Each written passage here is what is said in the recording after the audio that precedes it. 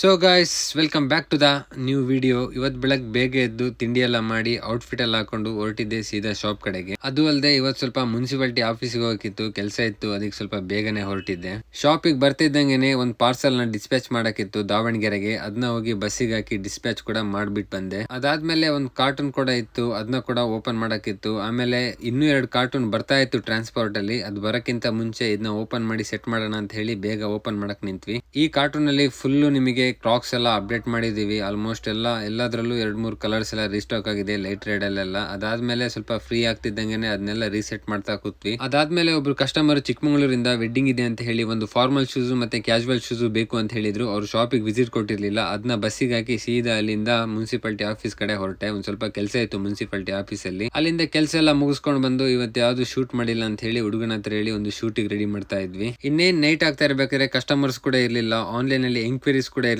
ಸುಮ್ನೆ just time pass ಮಾಡ್ತಾ ಇದ್ವಿ. ಮತ್ತೆ ಸ್ವಲ್ಪ ಇವತ್ತು ಬೇಗನೆ ಹೋಗೋಣ, ಕಸ್ಟಮರ್ಸ್ ಇಲ್ಲ ಅಂತ ಹೇಳಿ 2 ಕಡೆನೂ ಶಟರ್ ಹಾಕಿ ಲಾಕ್ ಮಾಡಿ ಹುಡುಗರು ಹೊರಟ್ರು, ನಾನು ಹೊರಟೆ. ಇದು ಇವತ್ತಿದೊಂದು ಸಣ್ಣ ಡೇ ಆಫ್ ಮಿನಿ ಲಾಗ್. ಯಾರ್ಯಾರು ನಮ್ಮ ಪೇಜ್ ನ ಫಾಲೋ ಮಾಡಿಲ್ಲ ಫಾಲೋ ಮಾಡ್ಕೊಳ್ಳಿ ಅಂತ ಹೇಳಿ ಈ ರೀಲ್ಸ್ ನ ಇಲ್ಲಿಗೆ ಎಂಡ್ ಮಾಡ್ತಾ ಇದ್ದೀನಿ.